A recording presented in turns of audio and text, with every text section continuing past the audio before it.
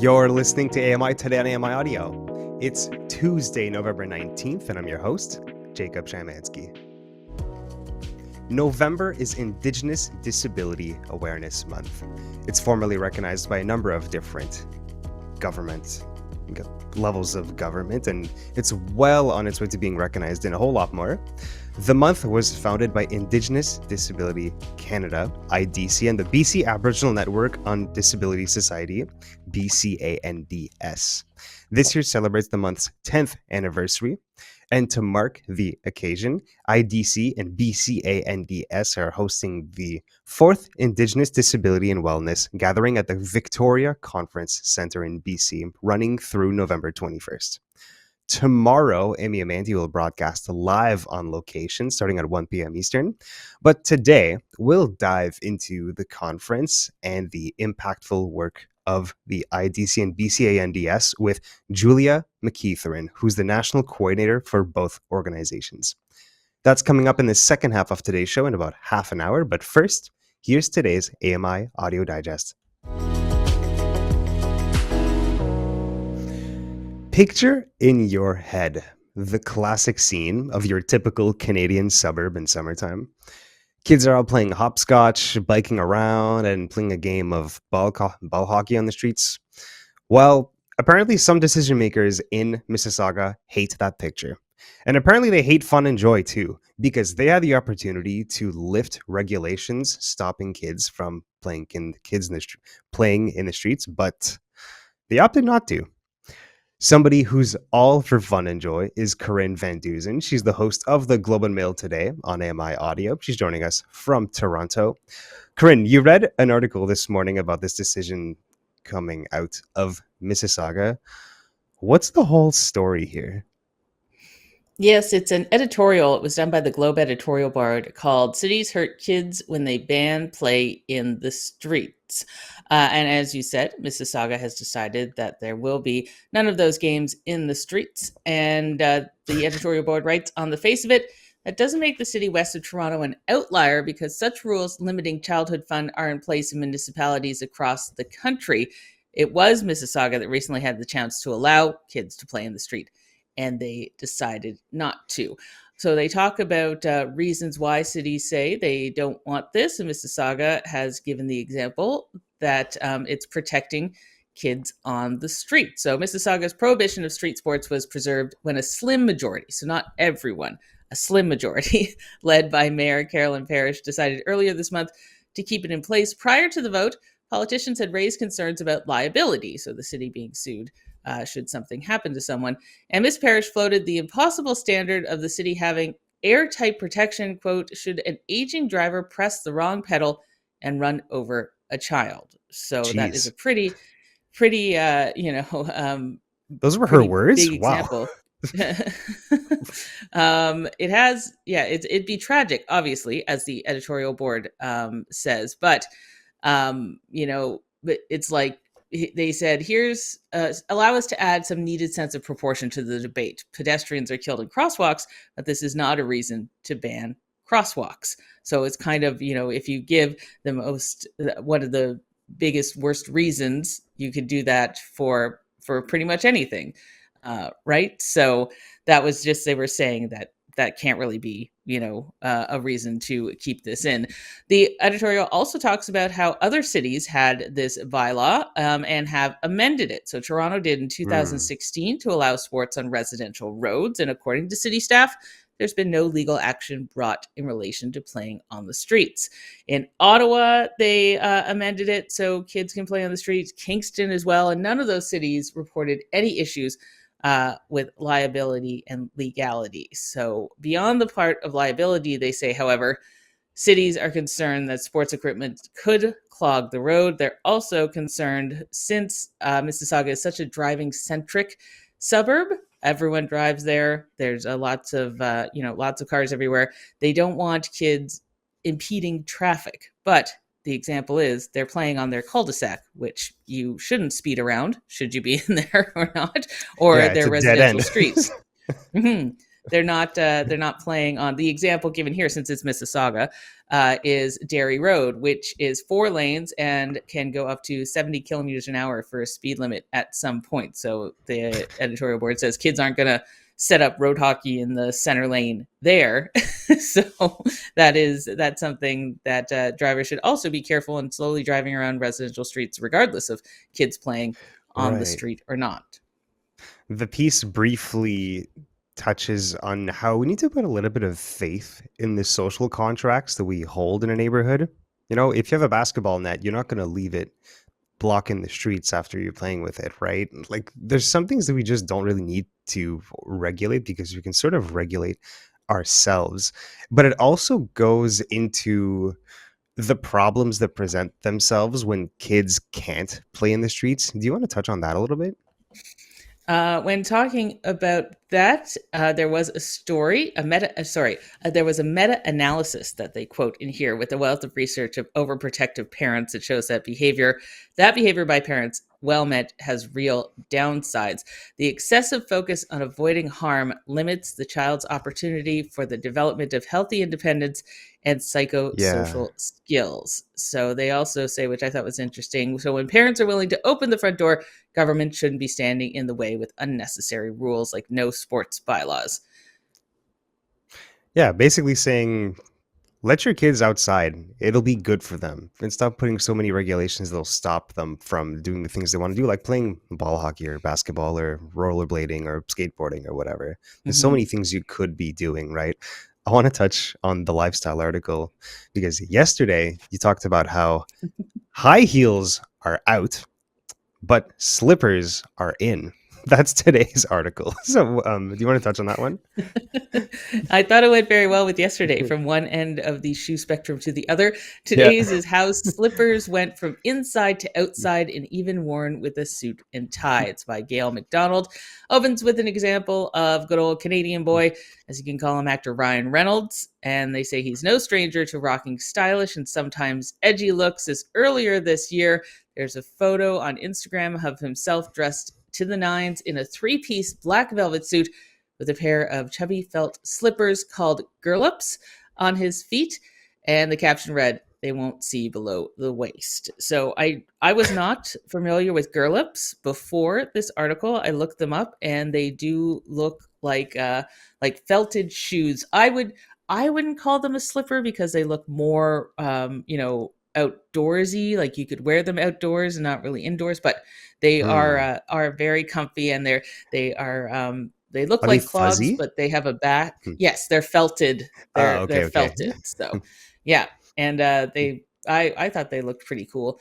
I am an Uggs wearer, so I have dipped my toe into the outdoor slipper market. I'm also a dog walker with my dog, so when it is 6 o'clock in the morning and you want to get out there, I throw on, my big winter coat when it's chilly, Uggs, and there you go. So I'm on the bandwagon of slippers going inside and outside.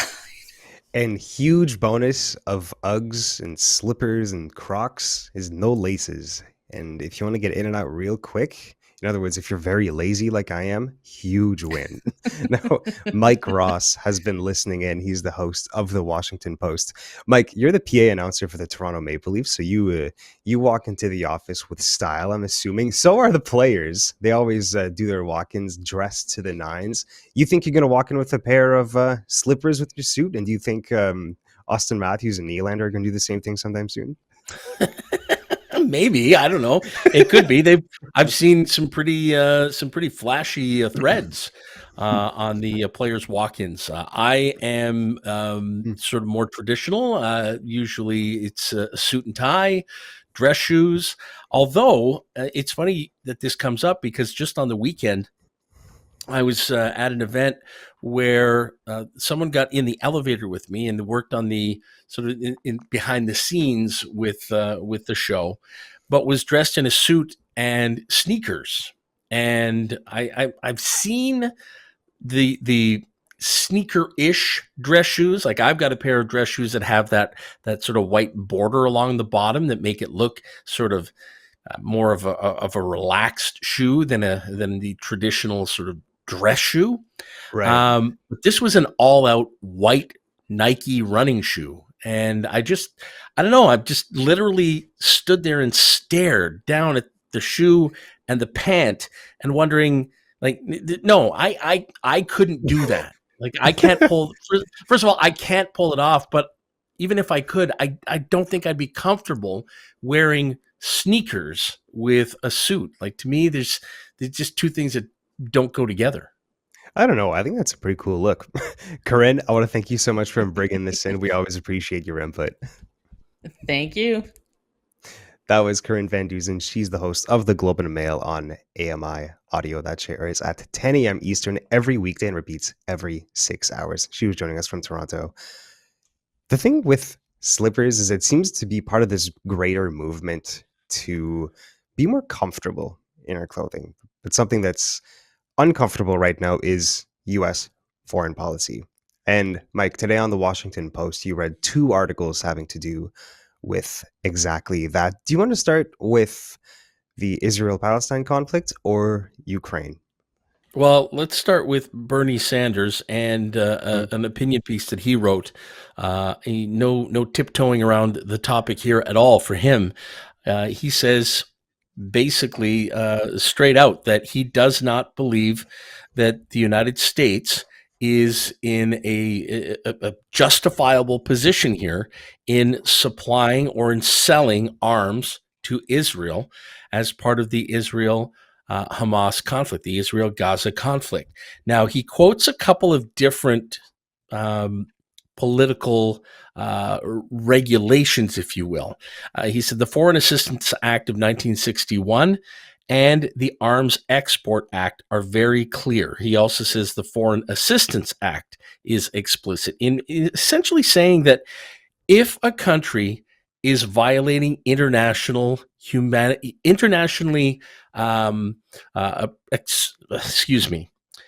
recognized, I was going to say expressed, but recognized humanitarian rights, then the United States should not be selling arms to the country that is violating those human rights. And Mm. what Bernie Sanders says is that the UN has been very clear. A lot of humanitarian organizations that are on the ground in Gaza are clear, saying that the numbers just don't add up. This is no longer a war against Hamas. It's become a war against the Palestinian people, and that the United States should stop selling arms to Israel and should follow the lead of many other countries, including Canada, in changing their policy and their approach to arms sales to Israel. Yeah, and it's becoming increasingly more problematic for the US to be supporting Israel because Israel is turning itself into a pariah state. And there's a lot of European countries that have cut their support and their arms funding for exactly the reasons you just stated. Do you want to talk about this second article you read about Biden and his reversal of policy somewhat Yeah, that's come after the elections? It's interesting. yeah. Well, this is kind of interesting, Mm, and it mm, basically there are people that are being very critical of Joe Biden giving essentially the green light for Ukraine to use American-made missiles and American-provided missiles to Ukraine to fire them into Russian territory. Up to this point, it's been a very clear stop sign from the Americans saying, no, you cannot use these weapons that we're providing to you to go into Russian territory. You can use it to defend within your own territory only. However, with the loss by the Democrats in the election, the political price that Biden would technically have to pay for allowing Ukraine to do this is no longer on the table, right? There are no guardrails really anymore.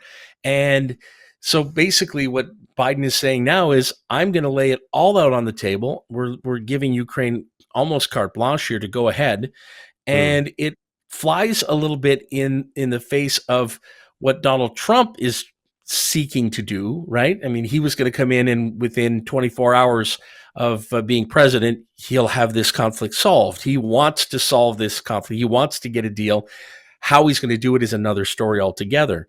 But now they're upset, saying that Joe Biden is basically, sort of sticking a stick into the spokes of Donald Trump, president elect.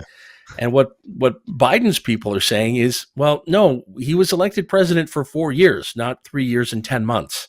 So basically, deal with it. And it's just interesting that it's such an opposite approach to everything that's happened this far. And it almost does feel, I don't know, it feels like a bit of a left turn here by Biden late in the game. And I'm having a difficulty trying to wrap my head around anything other than the fact that up until this point, there was a political price that he was going to pay if he did this. And now, hey, I'm out of here in 2 months. So let's just basically burn the place down while I'm on my way out. Even though I'm not saying that it's a negative policy to have. I'm just saying he's sort of scorching the earth behind him and saying, well, the next guy can deal with this because I'm doing this now. And it just it's a little bit of it's odd behavior when you're thinking about the implications of it on a global scale. We're not talking about, a tax that some people may not like on the way out. We're not talking about pardons that a president usually issues within the last couple of days of a presidency. We're talking about escalating or potentially escalating a war in Europe with your arguably one of your biggest of your, or the biggest of your two major enemies being Russia and China. And it's interesting because we always hear about the peaceful transfer of power, but you would think that there would be some sort of smoothing out from one set of policies from one administration moving into the other, like some sort of collaboration, so that to everywhere else in the world, it doesn't feel like on January 6th of when Trump gets inaugurated. So that's not the actual date. I'm not sure. It's in January sometime, but January it's not like 20th. It's going to be like 20th. January yeah, thank 20th, you. It's going to be flipping a switch, and then suddenly it's a completely new government. There's no ramping up to that, Mike. But this is where my skeptic hat comes in. And they had that long 2-hour meeting last week at the White House, Biden and Trump. Yes, I would not be shocked if this has been discussed. And the gist of this article is that Trump could benefit from having extra leverage here over Russia when he takes over, and may actually be able to put himself in a position to solve this and get a deal done. So I wouldn't be extremely shocked if those kinds of conversations have been happening or did happen between the two when they met last week. It's very un-Biden-like to be a warmonger, right? A guy who's just going to allow basically pull down all the guardrails and all the preventative measures and let things happen. It'd be very unlike Joe Biden, I would think. Exactly. Mike, we always appreciate your perspective. Thanks so much. I'll talk to you later this week. Sounds good. That was Mike Ross. He's the host of The Washington Post. That show airs at 11 a.m. Eastern on AMI Audio and repeats every 6 hours. He was joining us from Ajax, Ontario. To give you some perspective, the U.S. spent $53 billion on Ukraine so far, and that's a conservative number, and $22 billion in Israel, in support of Israel. Those are big price tags. But you know what else is a big price tag? Braille computers. Shaun Preece is joining us from Manchester, UK. He's a host on Double Tap, and you guys are going to be talking about a pretty pricey Braille computer that's put itself out there as a new option for Braille users. Can you tell us more about it? What's the story here? Can I firstly say, what a segue. The king of segues there. Fantastic, Jacob. Well done. Yeah, well, in today's Double Tap, actually, it is a feedback episode, and there's a really interesting conversation about AI and the energy requirements for AI. Can we actually power the computing behind it? But I want to talk about an upcoming interview that I did when I was at Sight Village in London with Adi Kushner. Now, Adi Kushner is from Access Mind, and he's behind the Optima Braille laptop. Now, it's been delayed for a long time, partly because of the reasons you just talked about there with Mike Ross and the conflict in Israel. But I actually got hands-on with it, and I've got to say, very impressive piece of kit. So for anyone that doesn't know, the Optima Braille laptop is pretty much what you think it is. It's a laptop without the screen, It's just basically a keyboard. It's about 2 inches thick, but it's running a full version of Windows. You've got all the I/O, HDMI ports, USB ports. It's basically a Windows computer with a Braille display built in, no screen, as I said, a Braille display built in, Right. and the keyboard on the top. It's great. Now, the thing is, its price tag, $5,000. It's not nailed down yet. They don't really know what it's going to be, but that's what they're touting, around 5,000 US dollars. Now, my question is, for the longest time, when it comes to specialist assistive technology, the complaint has been we're paying a premium for it. And there's a whole new conversation around that as well. But we're paying a premium for these devices. But the hardware that we get in them can be very, very old, like years old. There's Braille Mm. devices out there that use Android 8, for example. But we're still paying a premium. Now, the argument is that, and Addy's point is that, why is that the case? The hardware and the specs of the Optima are bang up to date, cutting edge hardware in there. It's using the Framework computers, if anyone's aware of that. Framework is a laptop producer, and it allows you to basically customize the laptop into whatever you want, which is what Addy's done here. So it's running up to date hardware, but we still got that price tag. And I'm just wondering, are people gonna go for that? It's a really difficult price conversation It's a that we never tough seem pill to to get away with. swallow, right? It is. Yes, it is. But then No, again, you've got a 40-cell Braille display built into that as well. And the cost of them on their own are thousands of dollars, right? okay, that's a good point there because you're not buying two devices. You're not buying a computer and a Braille display on the side. You're buying a computer with a Braille display. So at the end of the day, you might actually save a little bit of money. That said, Yeah, I it find may it work out strange the that this same. thing doesn't have a screen. Is it really that much more money to include a screen? Because now you're making it difficult for people to assist you on the device. Is there an ability to plug in a monitor just in case you need someone to help you? Yeah, as I said, it's Mm. basically a basic Windows, well, not basic, it's a default Windows machine. So you'll have the HDMI outputs, USB-C, Ah, Ethernet. okay, okay. You have all Mm. the I/O you'd find on a normal laptop anyway. But actually, Mm. that's a point I didn't even consider. Would actually adding a screen add that much to the cost anyway? And would it take away anything from the specialized Braille, this is a laptop for us, our community aspect of it? I'm not entirely sure. You could have a screen that acts as a cover for the laptop as well. The keyboard, sorry. Well, this is That's a good point. extremely specialized tech, and I feel like if there was a screen on it, it would open it up to people who are low vision, who are learning Braille, to people who are low vision that actively use Braille, or even people who are low vision that are losing their vision, that their condition is progressive. And in those cases, you want to be proactive and learn Braille before you go blind, basically. And Yeah, again, I really wonder why there's no screen on here. Not to bang on about this. no, yeah, but arguably, I Mhm. mean, this is a small form factor computer, and arguably a small screen on there, Mhm. would that really be helpful? The HDMI port to an external display for low vision users or anyone who's assisting you, TVIs, for example, actually may be the better option. Yeah, I don't know, but that's a very interesting point I didn't consider, Jacob.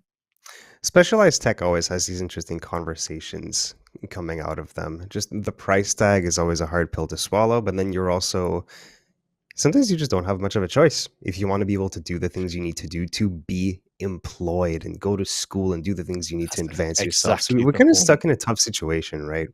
Sean, Yeah, thank you so much. I'll always appreciate when you show up for these. These are awesome. I'll see you later this thank week, I you. think. Yeah, nice one. Thank you, Jacob. Take care. Have a good one. That was Shaun Preece. He's a host on Double Tap AMI's very popular accessible tech show. It airs at noon Eastern every day on AMI Audio and repeats every 6 hours. It's also available wherever you listen to podcasts, and that includes YouTube. He was joining us from Manchester. Let's bring on Kelly MacDonald. He's the host on Kelly and Company. Kels, how's it going? Good, good, but you still have, like, both of us. Look, you see Shaun left there thinking, still scratching his head. I think more of the price, the original price for a device like that, then add the braille display and wonder if that's the difference. Then you go throwing a monitor in, which they would, well, that'd be a lot more money to put on. But I tended to follow Shaun's line of thinking that you would plug in if you needed, because anything that small generally wouldn't be of any help. But boy, I love that conversation there. Yeah, you guys really had people scratching their head with that. We're good, Shy, at our end. I'm getting ready for today's edition of Kelly and Company, Parasport Nation, also part of our show today. But I wanted to point out, building independence together is a deep belief by the Canadian Helen Keller Center. Now, right now, they're in the midst of breaking ground on an affordable and accessible building for people who are deafblind in West Toronto. The CEO, Jennifer Robbins, will share the plans and describe for us what these units might look like. So I think one of the questions that people ask, because we all talk about, hey, where can we go? We know the housing crisis is what it is, Jacob. So why was it important for them to look at creating this accessible housing? Well, what they've been using for the last 30 years has been wonderful, but over that time, you only have so many apartments, so many places for people to go. And over that time, only 14 new people have moved into the space that they currently have at one of the spaces they're using. That's an example of the need for this 56 unit space that they broke ground on yesterday. And of course, we need that affordability and accessibility, especially those of us in the disabled community. We know there's not a lot of money there, and having this is really the battle. And so, if I'm understanding correctly, this is a building in West Toronto, a residential Yes. building that's specifically made for people who are deafblind. Is this subsidized housing?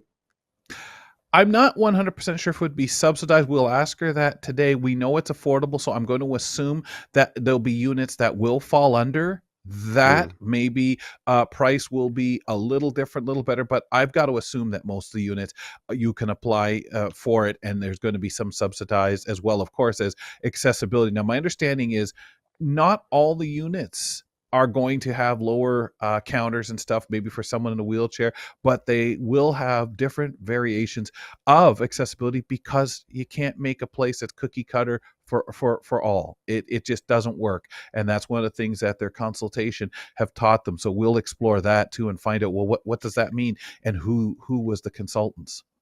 You know, here in Ontario, back in the day, the CNIB actually did run buildings like these, but from what I understood, it was more Residences.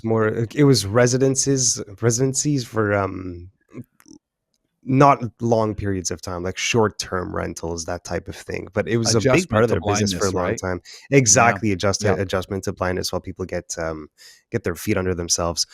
What else do you have going on? I'm looking forward to this other topic here.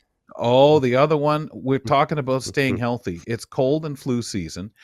And we have nutritionist Julia Caranches on the show every week, and we've asked her, broaden it. Go feel free to go different areas. We all know there's been those old remedies that grandma would say, do this, lots of garlic, make you feel better, and stuff like that, where are you kidding me? Wear it around my neck or ingest this amount of it. We hear a lot about lemons and limes and the benefits there. But I think, Jacob, we're going to get that, excuse me for saying, dose of medicine today from Julia that keeps things in various things that work for you, may work for me, may be more what I prefer. I even tell she's going to mention zinc in the conversation too. And I more recently hear about zinc being utilized. But at the end of the day, honey and all these things that are out there have been talked about for years. And some of the things we just kind of, yeah. Sure. We'll see what things she brings up today on the show that we step back and say, oh, yeah, I've heard of that for 40 years or whatever. And I'm sure there's some things such as the zinc that we're going to, oh, really? Is that why? Is that what it does? So a little Well, education today to keep the cold away.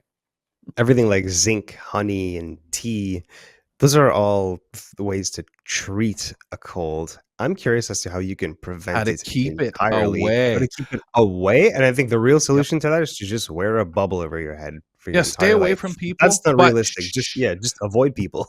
yeah, but I think she's going to have some thoughts on that too, Jacob. I am pretty sure other than just stay away from people, which may be the 100% cure. I find it funny that how all of a sudden you'll get a week that everyone across Canada seems to be sick. And you think, well, but how the heck can everybody, they don't associate. I know people here and there that have the same flu, same cold, whatever it is, same week. So it is the season.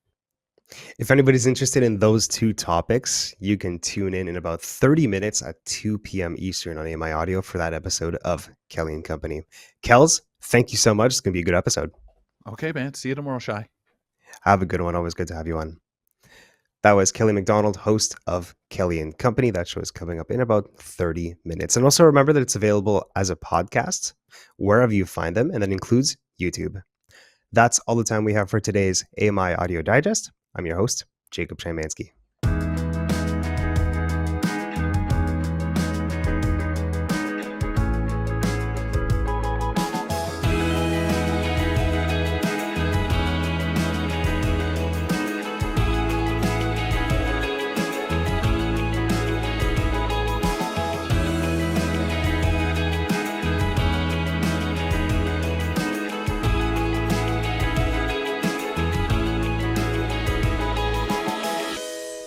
You're listening to AMI Today on AMI Audio. I'm Jacob Shymanski.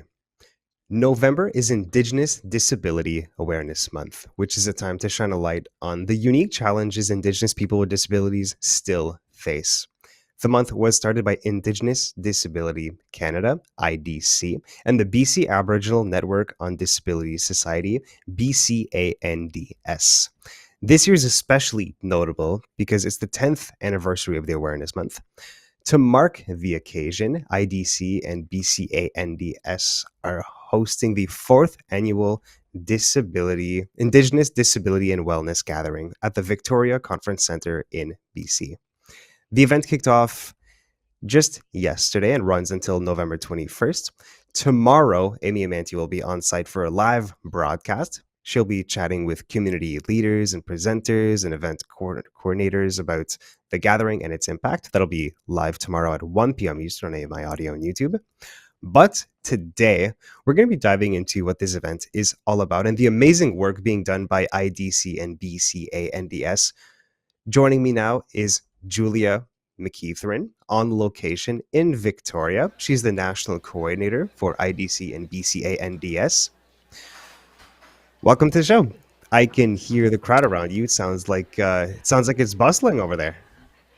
It certainly is, and Jacob, thank you so much for having me. No, we've got quite the event taking place. We've got about, over 300 folks from across Canada here, so it's hustle and bustle this morning.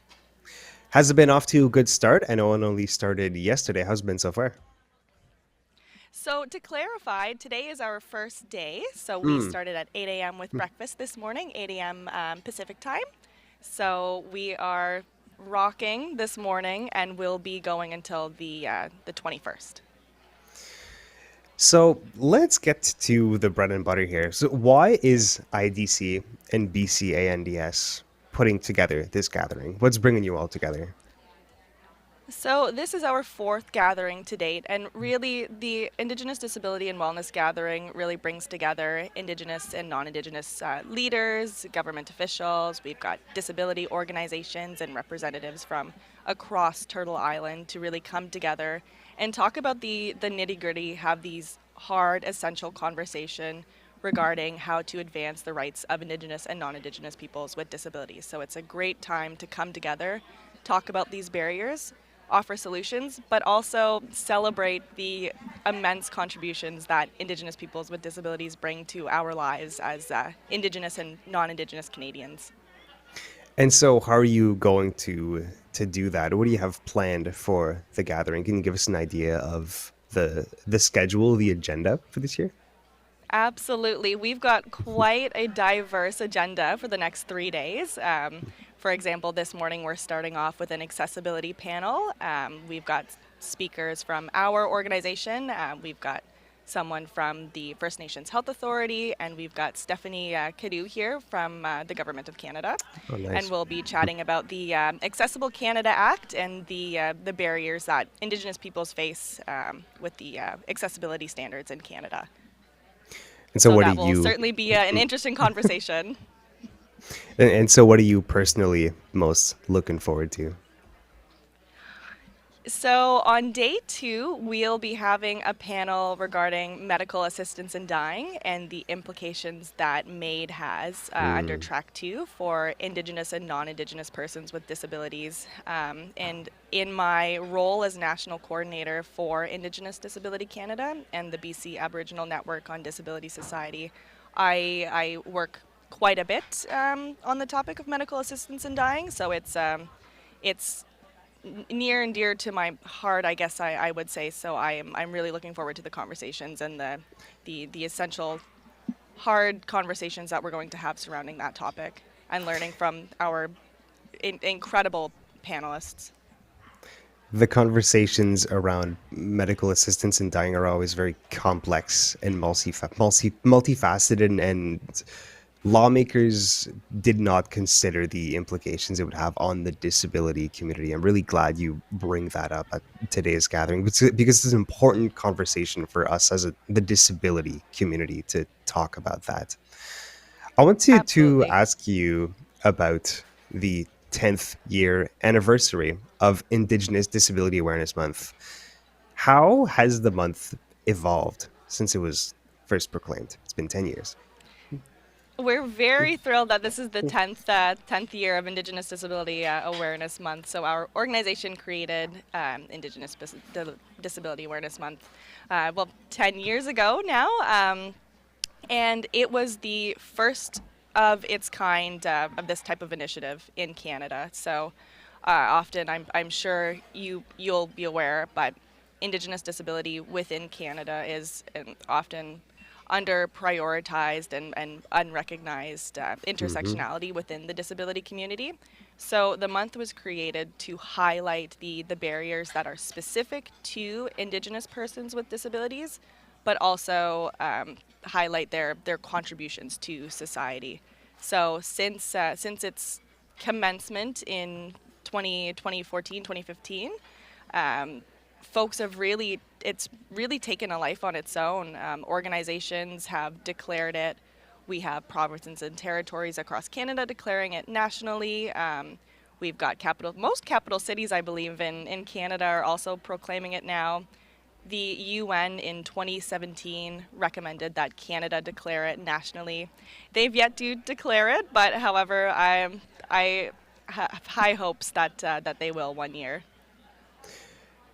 Why do you think you have high hopes for the federal government to proclaim it? It hasn't happened yet. You seem confident, though. What gives you that confidence? No, you're right. It hasn't happened yet. Maybe I'm naive, but I am hopeful that the federal, even provincial, territorial, municipal governments, they seem to be like they're really trying to reconcile with Indigenous peoples, and I think that would be a great step to recognizing Indigenous peoples with disabilities.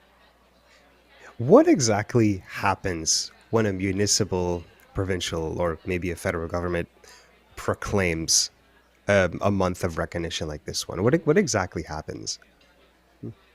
So I can give you an example. The Fredericton proclaimed Indigenous Disability Awareness Month this year, and they hosted a flag raising event at their city hall.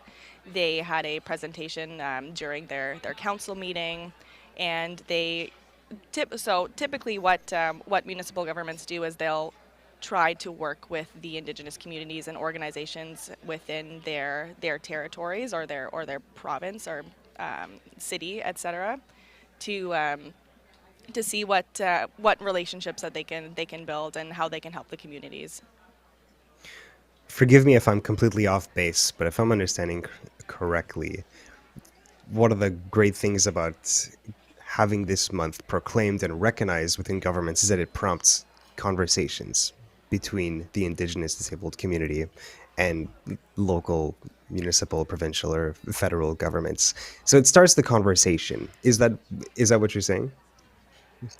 Absolutely. It brings awareness, starts the conversation. It opens the door to building relationships. I think because of the jurisdictions, folks often work in their own silos. So it's really breaking down the barriers and starting conversations between all levels. Everyone is on the same playing field, more or less. Would you say the conversations in that regard have been lacking up to this point?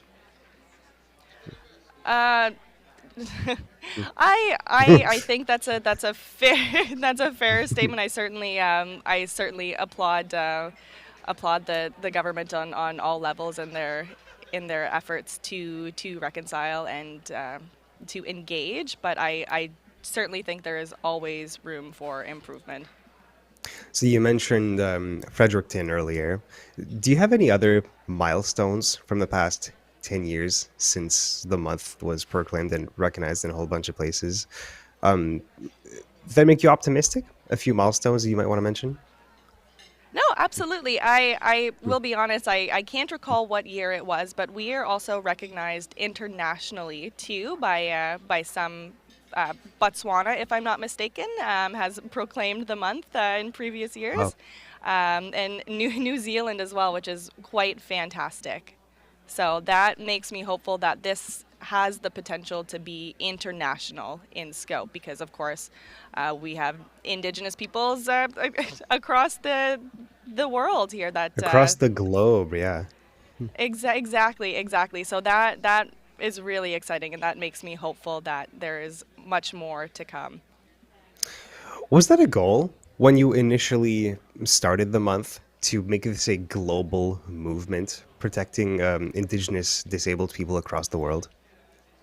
You know what? Yes and no. We always had the hope that Indigenous Disability Awareness Month would take a life on its own and folks would do their work to proclaim the month and do their own initiatives.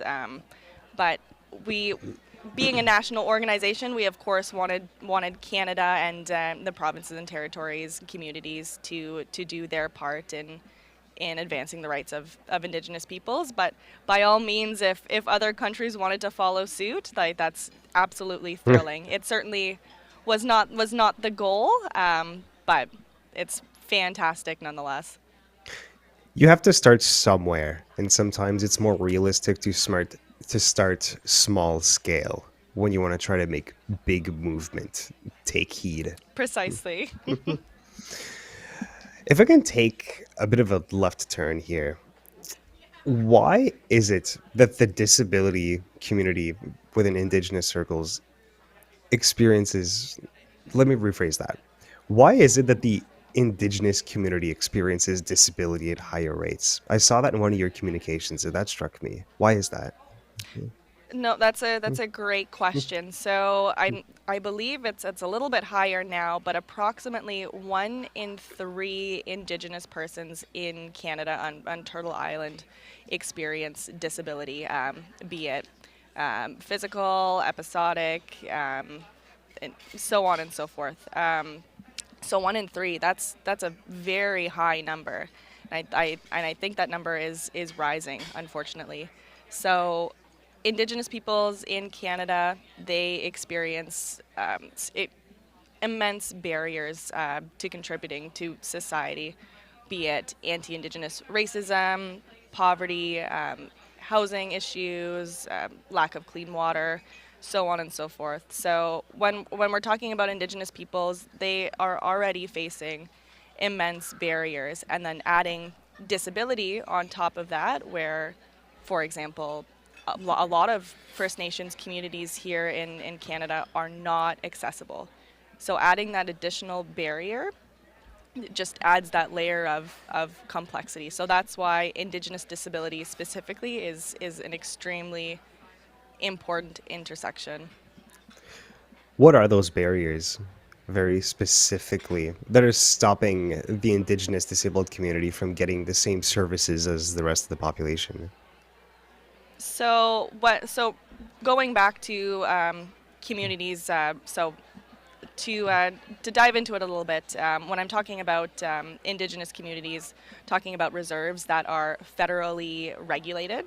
So we're talking about the federal government, and unfortunately, some communities are not up to par with their accessibility standards, and that falls on the federal government. So thinking about, as an example, roads or sidewalks that aren't accessible for folks with physical disabilities. That's something that is very unique to a First Nations community where it falls under the federal jurisdiction. I'm curious as to how IDC and BCANDS are working to address these systemic issues, because you do a lot more than just the gathering that you're currently at right now. There's a lot of year-round work being done by your organizations. Can you tell us a little bit about your year-round work? Absolutely, Mm, absolutely. mm, So we have offices in Victoria, BC, and we also have an office in Ottawa, Ontario, which is where I'm from, the unceded territory of the Algonquin and Anishinaabe peoples.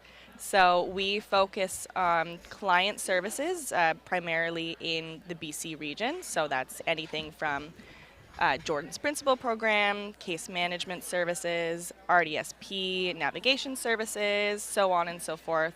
So that's focusing primarily on servicing Indigenous individuals with disabilities for all of their needs. And then on the flip side, our organization focuses on more, I guess, systemic, national, large scope tasks involving engagement, capacity building with organizations and Indigenous communities, working on policy and legislation analysis, and so on and so forth. So mm. we're always very very busy, and for better or for worse, the work doesn't stop. There's always work to be done when it comes to improving the conditions of people with disabilities, Indigenous people with disabilities. And at AMI, Accessible Media Inc., in a lot of the conversations that I've had recently, I've made a bit of a epiphany is a bit of an overstatement. But I've realized that so many of the issues that the disability community has to deal with come from deeply ingrained cultural ideas of disability. And that really means misconceptions and judgments that aren't fair whatsoever. And I'm curious as to what your perspective is on that when it comes to the intersectionality of being Indigenous and having a disability. That is such a great Mm, point, and I'm happy you mm, brought that up. mm. So disability is a colonialist word. What we've heard from our clients, what we've heard from elders and knowledge keepers that we've interacted with as an organization, is that there is no traditional word for disability in Indigenous languages. Really? So Huh. disability in and of itself is viewed differently by many Indigenous peoples and many Indigenous communities across Turtle Island. So even from the get-go, when we're thinking about disability services from a colonialist, federal, provincial standpoint, there's a disconnect. So our organization, uniquely enough, we're embarking on a research project specifically looking into Indigenous disability and what Indigenous disability looks like from a traditional knowledge standpoint.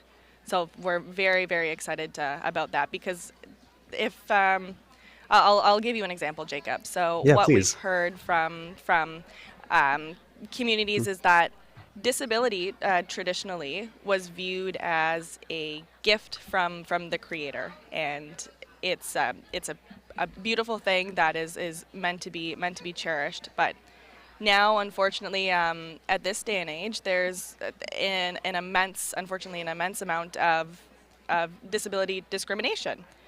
So there's such a sad disconnect, and where our hope is that by understanding disability from an Indigenous lens, that we can provide culturally appropriate services to the folks who need it the most.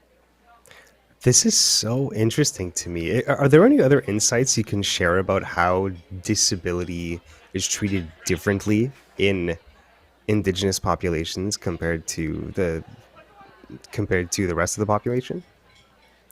Another example I can give you, and I by all means, Jacob, I'll be honest, I'm not involved in the research project heavily, but what I've heard and what I've heard from my own community too is that that persons with disabilities, they were closer to the creator, so they had Huh.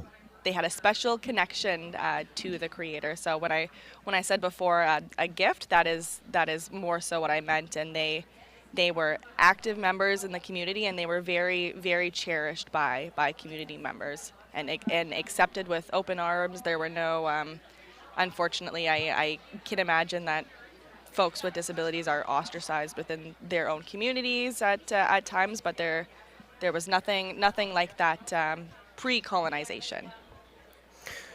In a few different religions, there is a place for specifically blindness, where, like I know in Islam, there's quite a place for blind people that would memorize the entirety of the Quran, and those people would be seen as having like a higher place in society almost. And there is something similar in Christianity as well, but then there's the other side of the coin that sees disability, not just blindness, as being like a curse, and like something that was given to you as punishment, not to you personally, but like to humanity. That kind of weighs on people, and this is why I find it so interesting to hear this Indigenous perspective.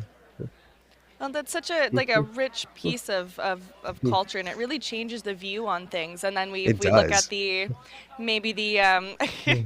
the very, very cut and dry definition of disability when we talk about disability from a from a current contextual standpoint. It's very, very, very cut and dry. No room for interpretation or flexibility. It's either you have a disability and you fall within these guidelines, or you don't, and therefore you can't get these services because you're not disabled enough for your as an example. But Well, the one place where disability is most cut and dry is in the medical system.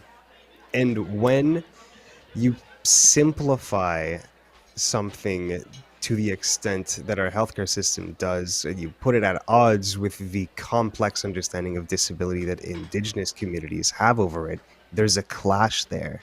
And I think that's what I've learned from you today. absolutely. Can you please answer my next question as earnestly as possible, because it seems a little bit blunt? um, are things getting No, better? I love an honest conversation. Do you feel like things are getting better? In terms of Yeah, for the Indigenous Indigenous disability. disability community. Yeah, exactly. I certainly think we're on the right track. Things are getting better when we think historically how things were, even like 10 years ago. Mm. Things are certainly getting better, but there's so much work that needs to be done. I'm even thinking about UNDRIP and how the government of Canada has only implemented, I believe, like 1/3 of UNDRIP's recommendations in terms of reconciling Wow. with Indigenous peoples. Like that, even in and of itself, like a great piece of policy that is not being utilized. So I think ultimately the information is there, and the people and the relationships want to be built. There just needs to be a bit more initiative from Canada with Indigenous peoples. Like, I feel like a lot of the times we as an organization hear the same stats, the same conversations. We get requests to speak, and we're saying the same things over and over again. And it's great to reiterate points for sure, but at the end of the day, we're singing the same song, and people have to do something with this information. Like there has to be tangible work. We have to have people that want to do the work with the information that we've been providing, that Indigenous peoples have been providing since for years, and members of the disability community have been sharing their stories and their knowledge to whether it be government or organizations. Like, there needs to be some form of receptivity to this information.